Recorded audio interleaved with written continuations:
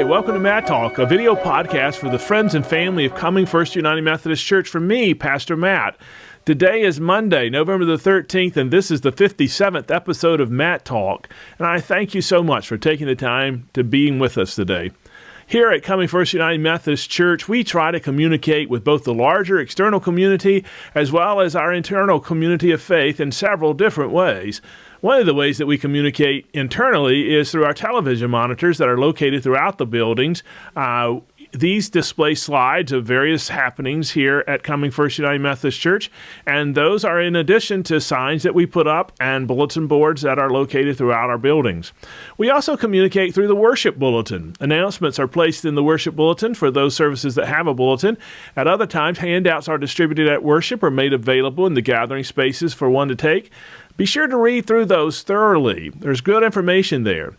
We also communicate through emails. We send out e-news on Mondays, on Wednesdays, and Fridays. The Monday e-news is kind of general information. Wednesday, we get an email more about the congregational care information. And then Friday, we send out one last reminder of things that you need to remember as we come to worship on Sunday. You have to sign up in order to receive the e-news, and you can do that on our website, or you can call the church office if you need help, and we are glad to help you. We can't sign you up ourselves, but we can help you walk through the process of doing that. Be careful, though, not to unsubscribe your email from the e-news list. That's easily done when you touch the top of the email address. Once you unsubscribe a certain number of times, I think it's 3 or 4, then your email address can no longer be used to sign up again. That's part of the email service that we use rules, and we can't change that. So please be careful not to unsubscribe yourself. Also, check your junk email, because several times we have had reports of these emails and e-news go into people's junk folder. So be sure if you're not receiving it that you check your junk folder and see if it's there. Another email that members of the church receive is a personal email from me, usually on Tuesday, sharing how our attendance and our financial giving were for the previous week. If you're not receiving that email, call the church office and let us know so we can begin to make sure that you receive that. Another way we communicate is through our website, www.cfumcga.com. There's much information here about all the ministries of Cumming First United Methodist Church, so check it out and do so regularly. And then we also communicate through our social media, Facebook and Instagram, and you can help tremendously when you share with your followers on social media what you see on our social media platforms. So help us out with that. And then there's banners and signs. Because we have so many pass our campus on Highway 20, and we have so many people who actually drive up onto our campus due to Upward and preschool and concerts and many other events, the use of nice-looking celebrative banners and signs welcoming persons and informing persons are really helpful. And then we also communicate sometimes through billboards. We will rent a billboard from time to time and advertise some special ministry or special event that's about to take place.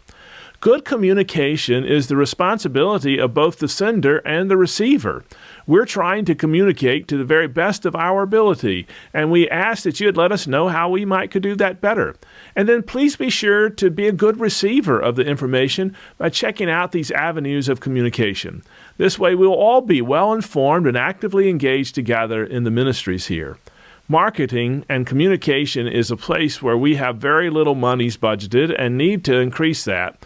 If you have specialties in communications, we could really use your help. And if you can afford to help sponsor a communication project, we really need that funding. We would love to advertise more. We would love to use more banners and more signs and more billboards, newspaper articles, more television promotions. What a story we have to tell. Let me share with you a few things we all need to know about that's upcoming. First of all, our food drive. Yesterday, we started our food drive that helps support the Thanksgiving community meal, as well as our food ministries here at Cumming First United Methodist Church. Are you aware that we expect to feed from 800 to 1,000 people on Thanksgiving Day from 11 to 1? You're invited to come and eat and to help serve. And did you know that we provide food for 60 to 70 families every Wednesday? Come volunteer, help us out. Did you know that we fill over 250 backpacks with food for elementary children every other week?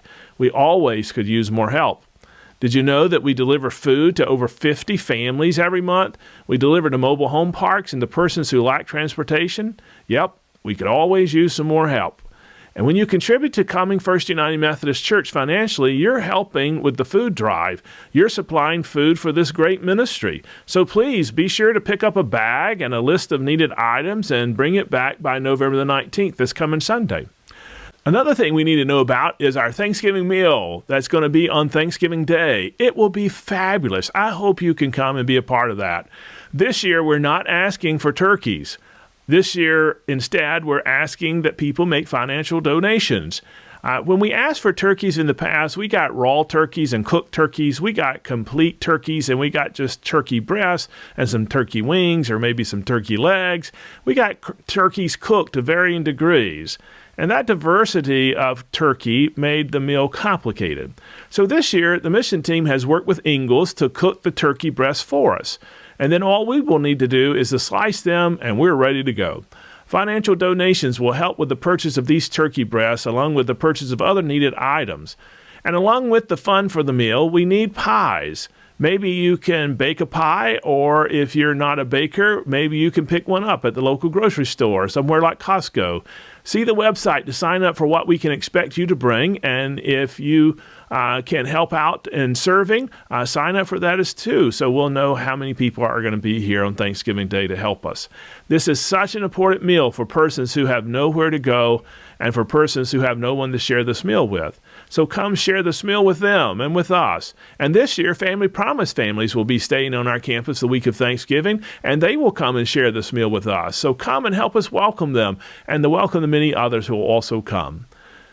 We also need to know about Christmas outreach, because Christmas outreach is also beginning in November.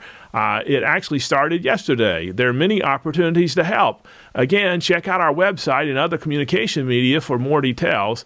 This year, we are excited to be hosting the Place's Holiday House here on our campus. So learn how you can help with this as families shop for their children's Christmas gifts. Along with the Holiday House, we'll also be supporting Backpacks of Love, Wellroot, Murphy Harps.